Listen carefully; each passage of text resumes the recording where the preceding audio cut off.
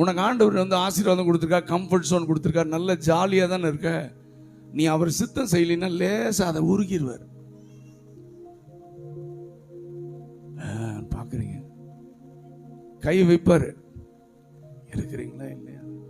எதுக்கு? எதுக்கு? உன்னை உன்னதங்களில் பறக்க வைக்க, உன்னை அழிக்க அல்ல, உன்னை உன்னதங்களில் பறக்க வைக்க. இமைப்பொழுது நான் உன்னை கைவிட்டேன், உருக்கமான இறக்கங்களால் உன்னை சேர்த்து கொண்டேன். பச்சை புழு, வெட்டு கிளி எல்லாத்தையும் நான் தான் அனுப்பிச்சேன். நீ விலை விதைச்சு அறுவடைக்கு முன்னால ஒன்றும் இல்லைல்ல, பயிரில் நான் தான் காலி பண்ணேன். எதுக்கு தெரியுமா? நீ என்கிட்ட திரும்பி வர்றதுக்காக. நீ ஆதி அன்பிற்கு நீ திரும்பி வரணும். என் இறுதியை துடிப்பை நீ புரிஞ்சுக்கணும். என்கிட்ட திரும்பி வந்துட்டு நான் என்ன செய்வேன் தெரியுமா? அது சாப்பிட்டதெல்லாம் ரெட்டத்தனையா உனக்கு திரும்ப தருவேன். நீ இழந்து போனதை நான் ரெட்டத்தனையாக உனக்கு திரும்ப தருவேன். நான் உனக்கு அனுமதித்த இழப்பு, நான் அனுமதித்த ஒரு சில காரியங்கள் உன்னை என் பக்கமாக இழுத்து கொள்வதற்காகத்தானே ஒழிய வேறு எதற்கும் இல்லை. என்னை சரியாக புரிந்து கொள். ஏன், எதற்கு எனக்கு இது நடந்தது என்று கேட்காதே.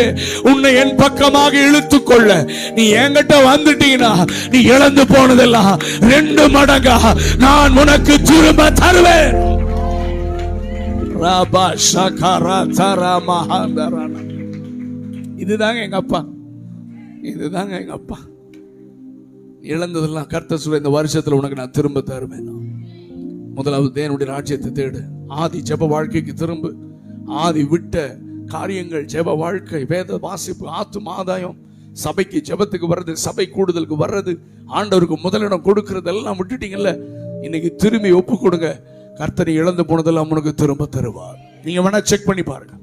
நீங்க வேணா செக் பண்ணி பாருங்க. இந்த வருஷத்துல கர்த்தர் இழந்து போனதெல்லாம் ரெட்டத்தனையாக உனக்கு திரும்ப தருவார். நீ முதலாவது ஆண்டவருக்கு கனம் கொடு. முதலாவது ஆண்டவருக்கு உன்னை ஒப்புக்கொடு. ஏன் அனுமதிக்கிறீங்கன்னு கேளுங்க. ஏன் ஆண்டவர்? என்ன ஆண்டவர் சொல்லுவார்? இதை நீ செய்யணும். நீ முதல்ல இப்படி செஞ்ச, நீ போயிட்ட, உன்னை என் பக்கமா இழுக்கிறதுக்கு எனக்கு வேற வழி தெரியல, அதனாலதான் இதை அனுமதிச்சேன். என்னை நீ தப்பா புரிஞ்சுக்க மாட்டேன்னு நினைக்கிறேன். என்கிட்ட திரும்பி வந்துரு, நான் உனக்கு திரும்ப நான் தருவேன்னு கர்த்தர் நம்மோடு கூட பேசி கொண்டிருக்கிறான். பிசாசு ஆண்டவரை பத்தி தப்பா சொல்லி கொடுப்பான். போனப்ப ஏன் நடந்துச்சு நீ சொல்லு. போ பிசாசு, எங்க அப்பா எனக்கு எதை செஞ்சாலும் நன்மைக்கு தான் செய்வார்னு சொல்லு. பிசாசு உன் இருதயத்துல போடுவான், சந்தேகத்தை போடுவான். ஏசப்பா பத்தி தவறான ஒரு பிக்சரை கொடுப்பான். சுத்தி எனக்கு சொல்லுவான், ஏசப்பான்னு போய் இப்படி நடந்தது நீ சொல்லு. இல்ல, எங்க அப்பா ஒருபோதும் எனக்கு தீமை செய்ய மாட்டார், அவர் செய்வதெல்லாம் எனக்கு நன்மைக்காகவே. புரிஞ்சுக்கணும். ஆனா இந்த கழுகு குஞ்சு கழுகு என்ன செஞ்சதுன்னா, அந்த சாஃப்ட் ஃபெதர்ஸ் எல்லாம் எடுத்தோன்னே என்னாச்சு எங்க அம்மாவுக்கு, ஏன் இப்படி பண்ணாங்க, நல்லா தானே போயிட்டு இருந்தது, ஏன் இப்படி பண்ணாங்கன்னு சொல்லி அது கேள்வி மேல கேட்டு லேசா கொஞ்சம் குத்துது. பரவாயில்ல, அட்ஜஸ்ட் பண்ணிக்கலாம். எப்படி சொல்லுங்கம்மா, பரவாயில்ல. இப்படிதான் நம்ம கதையும் போகுது. கர்த்தர் ஏதாவது அனுமதிச்சாருன்னா உடனே அலர்ட் ஆயிடணும். ஏன், என்ன விஷயம் ஆண்டவரே, நான் என்ன செய்யணும் அப்படின்னா இதனால தான் அப்படின்னா கணக்கு க்ளோஸ். அதை சரி பண்ணிட்டா அது சரியாயிரும், அந்த கணக்கு செட்டில் ஆயிரும். அவ்வளோதான். அதை கேட்காம நம்ம அதுலேயே பழகிடுது. இந்த WHO சொன்னா கொரோனாவோடு என்ன செய்யுங்க, பழகுங்கள்ன மாதிரி நம்ம ஆளுங்க என்ன செஞ்சிடலாம், பிரச்சனையோட வாழ இருக்கிறீங்களா இல்லையா? ஆமா. ஆண்டவருக்கு என்ன பண்றது? அடா பாவி, இவன் மனம் திரும்புவான்னு சின்ன காரியத்தை அனுமதிச்சேன். இவன் உணர்ந்து மனம் திரும்பிந்தானா மறுபடியும் அவனை தூக்கலான்னு தான், ஆசீர்வதிக்கலான்னு நினைச்சா இவன் அதோட பரவாயில்லன்னு வாழ்ந்துட்டு இருக்கானேன்னு இவனுக்கு இன்னும் புத்தி வரலையேன்னு அடுத்த லேயர். என்ன பாக்குறீங்க? அடுத்த லேயர் உருவனா இப்ப முள்ளு குத்துது. எதை குத்துது? ஐயோ, என்ன விஷயம், ஏன் குத்துது, எதுக்கு, அம்மா என்ன புரிஞ்சுக்கலையா, இப்படியெல்லாம் கேட்டுட்டு இருக்கும். மற்றவன் கேட்பான், கடவுளுக்கு கண் இல்லையா? ஆனா நமக்கு தெரியும் எங்க அப்பா செய்யறது நன்மைக்கு. அதுலயும் பழகிருது. நம்ம யாரு? எல்லாத்துலயும் பழகி வண்டி ஓட்டுற ஆட்கள் நம்ம.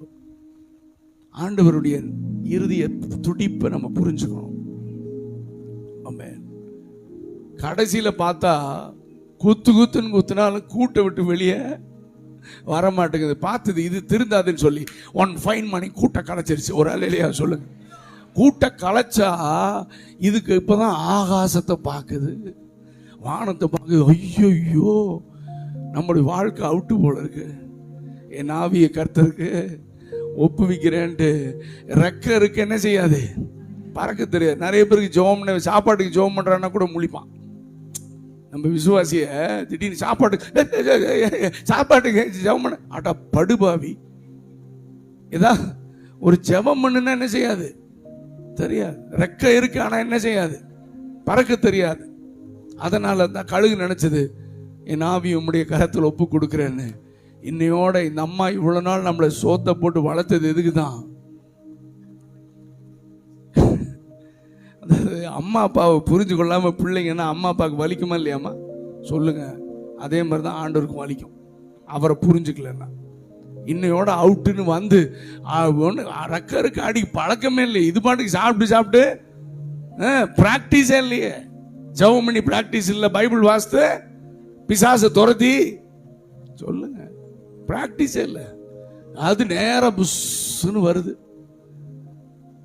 தப்பிக்கிறதுக்கு ஏதோ பண்ணுது, ஆனால் ஒன்றும் வேலையாகலை. இன்னும் கொஞ்ச நேரத்தில் கதை முடியுது. ஆனால் ஒரு கண் நம்மை பார்த்து கொண்டிருக்குது. நம்முடைய அழகான கண்கள் என்னை கண்டதாலே முடிந்ததென்று நினைத்த நான் செத்துட்டேன்னு நினைக்குது. ஆனா திடீர்னு ஒரு சிறகு வந்து அதை தூக்கி கொண்டு திரும்ப உன்னதங்களில் பறக்கிறது.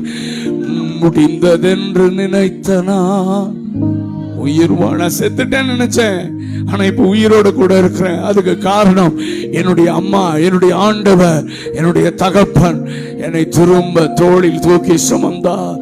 பிரச்சனைகளில் நான் அழிந்திருப்பேன், எனக்கு வந்த நெருக்கத்திலே அழிந்திருப்பேன், என்னுடைய துக்கத்திலே நான் செத்து போயிருப்பேன். ஆனா இன்றைக்கு சாவாமல் பிழைத்திருந்து உம்முடைய மகிமையை நான் விவரிப்பதற்கு காரணம் ஓ ரபா ஷகா தரனபா, என்னை சுமக்கிற ஒரு சிறகு.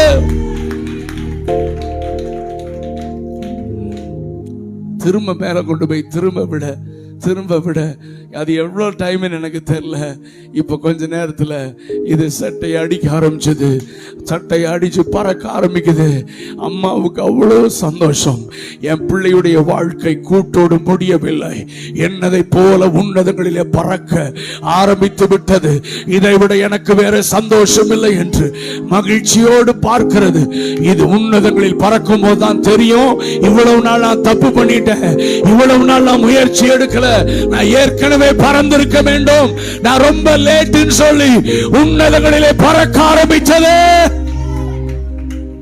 நீ ஏற்கனவே லேட் ஆயிடுச்சுமா, இன்னைக்கு எழும்பு தம்பி, வாலிப தம்பி, ஏற்கனவே லேட்டு. நீ ஒவ்வொரு நாளும் நினைக்கிற ஆண்டவரோட இன்னும் நெருங்கணும், இன்னும் ஜெபிக்கணும், ஏசப்பாக்காக எழும்பணும்னு ரொம்ப நாளா நினைச்சிட்டு இருக்க. வருஷங்கள் ஓடிடுச்சு, கர்த்தர் கூட தெளிவா பேசுகிறார். இன்றைக்கு கர்த்தர் சொல்லுகிறார், நீ எழும்பு, நீ எழும்பு, நான் உன்னை உன்னதங்களில் பறக்க வைக்க விரும்புகிறேன், உன்னத அனுபவத்தில் நான் உன்னை நடத்த விரும்புகிறேன்.